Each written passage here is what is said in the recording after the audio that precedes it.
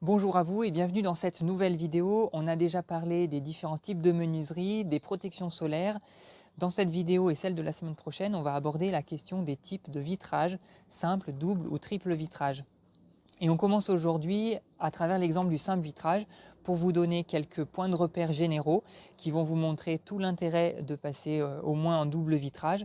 Et puis je vous expliquerai à la fin de la vidéo le cas un peu particulier dans lequel ça peut être pertinent de rester en simple vitrage. Alors globalement, oui, c'est vrai, c'est reconnu par à peu près tout le monde.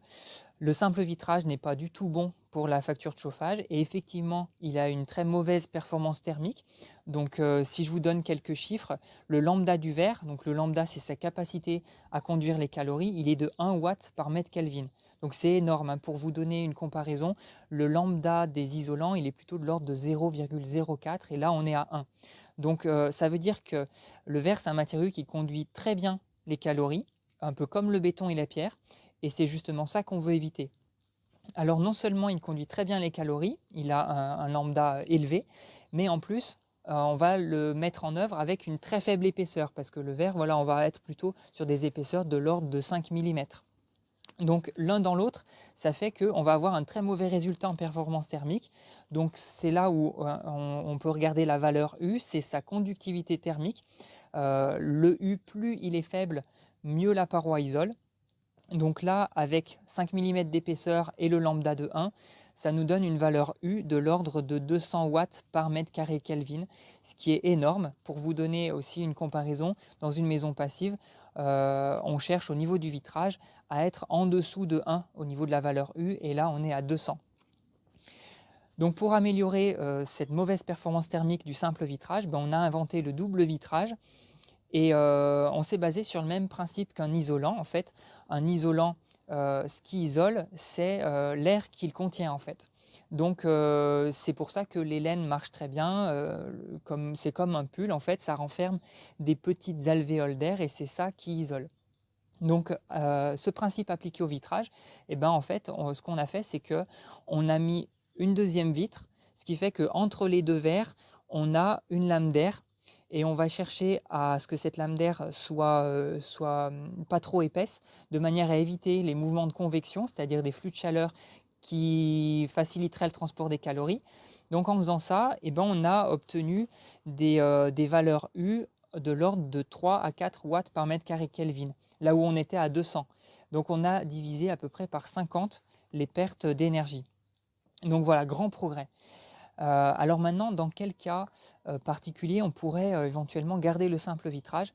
C'est dans des cas où on a une valeur patrimoniale. Par exemple, j'ai le cas d'un ami architecte qui est de la génération de mes parents, qui avait rénové sa maison, donc ça fait déjà peut-être une vingtaine d'années. Et dans son séjour, il avait choisi de garder le simple vitrage. Pourquoi? Parce que c'était une maison vraiment très jolie qui avait été conçue par l'architecte Lamézière. Donc c'est un architecte connu dans notre région à Saint-Étienne qui date de l'époque du fin de 19e siècle.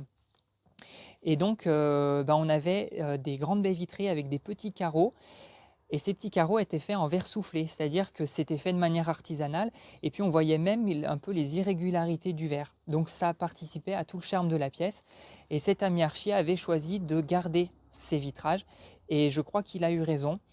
Parce que c'est vrai que nous, les architectes, on est un peu à la croisée entre plusieurs choses. On a d'un côté des données techniques, des chiffres, des calculs, des performances qu'on va chercher à obtenir. Mais d'un autre côté, il y a tout ce qui est subjectif, comme la valeur de savoir-faire ancestral, de la noblesse de certains matériaux. Et donc c'est ce qui fait qu'on ne peut pas dire qu'on a une solution toute faite qui serait applicable à tous les cas de figure. Donc là, voilà, je pense que c'était une bonne chose de garder ce vitrage en verre soufflé. Et par contre, pour avoir quand même une économie d'énergie, ce qu'il a fait, c'est qu'il a organisé sa maison par zone. Donc il a une zone de repli qu'il va utiliser l'hiver. Donc il ne va pas utiliser sa salle à manger, mais voilà, il va se replier un petit peu, sauf quand il reçoit du monde. Et il a une zone de déploiement qui sert donc l'hiver, s'il reçoit du monde, à ce moment-là, oui, il va chauffer cette pièce, mais pas le reste du temps. Et puis à partir des beaux jours, voilà, il va pouvoir utiliser tout l'espace de sa maison. Donc c'est aussi ça, une forme de sobriété énergétique que je trouve très pertinente. En conclusion, je dirais que dans la grande majorité des cas, bien sûr que oui, c'est très pertinent de passer au moins sur du double vitrage. Et puis on verra la semaine prochaine comment les choses se sont améliorées au niveau des doubles vitrages depuis ces dernières décennies. Donc on verra l'intérêt de passer plutôt sur un double vitrage récent par rapport à un double vitrage d'il y a 30 ans.